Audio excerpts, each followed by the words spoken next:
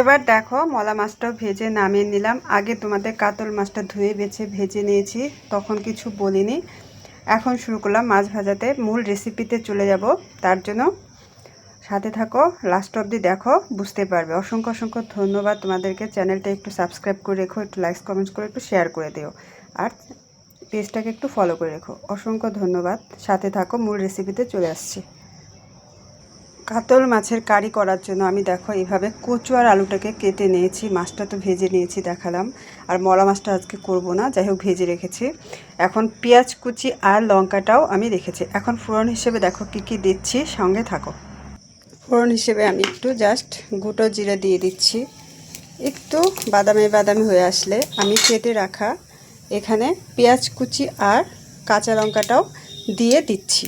দেখো একটু ভালো করে নেড়ে ছেড়ে নেবো, ভাজা ভাজা হবে। তারপরে আমি কী করবো বলো তো, এক এক করে সব কিছু দিয়ে দেবো। প্রথমে আমি সবজিটা দেবো, যেহেতু আজকে আমি গুঁড়ো মশলা দিয়ে করবো। তোমরা ইচ্ছা করলে মিক্সিতে করে নিতে পারো বা পাটায় বেটেও নিতে পারো, যে যেভাবে ইচ্ছে করতে পারো।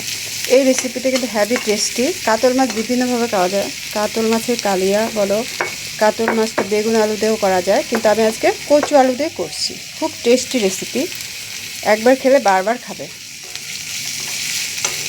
ভাজা ভাজা হয়ে আসলে আমি এক এক করে লবণ, হলুদ, তারপরে শুকনো লঙ্কার গুঁড়ো, তারপরে জিরা, আরও কী কী দিচ্ছি, সঙ্গে থাকো লাস্ট অবধি।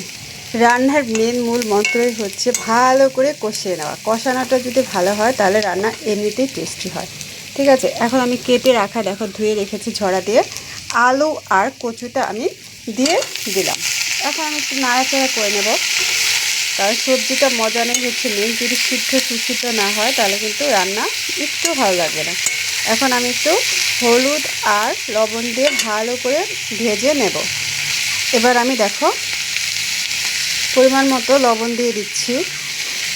আগে লবণ দিয়ে কিছুক্ষণ নাড়াচাড়া করে নেবে, তাহলে মজবে, মানে সবজিগুলো একটু মুছতে সুবিধা হবে, কারণ লবণ কিন্তু সবজিকে মজিয়ে দেয় আর হ্যাভি টেস্টি হয়। ঠিক আছে, তারপরে এক এক করে হলুদ, এবার আমি দেখো হলুদ দিয়ে দিচ্ছি। আর শিখাকর লাইফস্টাইল প্রত্যেকে যুক্ত হয়ে যাবে, এখানে বন্ধু করে নেবে। আমিও সবাইকে অবশ্যই অবশ্যই বন্ধু করে নেব। আর আমার ভিডিওগুলো যদি ভালো লাগে অবশ্যই চ্যানেলটা একটু সাবস্ক্রাইব করে দেবে, বেল আইকনটা অন করে রাখবে, আর বন্ধুদেরকে দেখার একটু সুযোগ করে দেবে, শেয়ার করে দেবে। ঠিক আছে, দেখো হলুদ দিয়ে লবণ দিয়ে কিছুক্ষণ একটু মাখিয়ে নিয়ে, মানে মাখা মাখা একটু কষা কষা হবে। তারপরে আমি মশলাটা করে দেবো, কারণ সবজিটা কিন্তু আমি সিদ্ধ করে নিইনি, তাই সিদ্ধের একটা ব্যাপার আছে। এবার দেখো আমি জিরার গুঁড়া পরিমাণ মতো, জিরা আর লঙ্কাটাকে আমি একটু জল দিয়ে গুলিয়ে তারপরে আমি দিয়ে দেবো। যে এখানে পরিমাণ মতো আমি জিরার গুঁড়ো নিলাম। এখন আমি একটু লঙ্কাও নেব, যেহেতু আমি আজকে বেটে দিচ্ছি না। এই যে দেখো একটু লঙ্কার গুঁড়ো নিলাম, আর কাঁচা লঙ্কা তো আমি ফাটিয়ে দিয়েছি। এখন একটু জল দিয়ে গুলিয়ে আমি দিয়ে দেবো।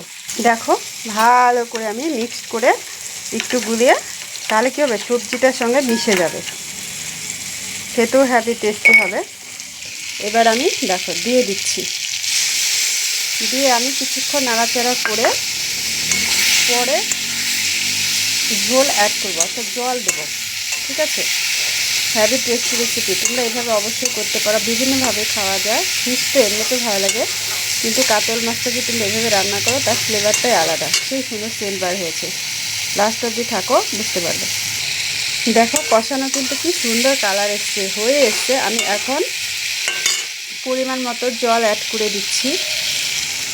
খুব বেশিও দেবো না, খুব কমও না, যাতে সবজিটা সুসিদ্ধ হয় সেরকম পরিমাণ মতো ঝোল দিয়ে দিলাম। এখন একটু ঢাকা দিয়ে দেবো। 5 থেকে 10 মিনিট পরে আমি ঢাকনাটা খুলে মাছটা দিয়ে দেবো। আমার রেসিপি কিন্তু প্রায় কমপ্লিটের পথে, লাস্টে একটু গরম মশলা দিয়ে নামিয়ে নেব। তোমরা আমার ভিডিওর পুরোটা দেখার জন্য অসংখ্য অসংখ্য ধন্যবাদ। এভাবে সাথে থেকো, ভালোবাসা থাকবে সব সময়। এবার দেখো আমি ঢাকনা দিয়ে ঢেকে দিয়েছি, একটু হলে আমি খুলে নেব ঢাকনাটা। এবার দেখো আমি ঢাকনাটা খুলে নিলাম। আমার কিন্তু রেসিপি প্রায় কমপ্লিটের পথে। এখন আমি ভেজে রাখা মাছ দিয়ে একটু গরম মশলা দিয়ে নামিয়ে নেব। এই দেখো মাছটা আমি দিয়ে দিলাম। খুব টেস্টি রেসিপি, তোমরা অবশ্যই এভাবে একবার বাড়িতে করবে।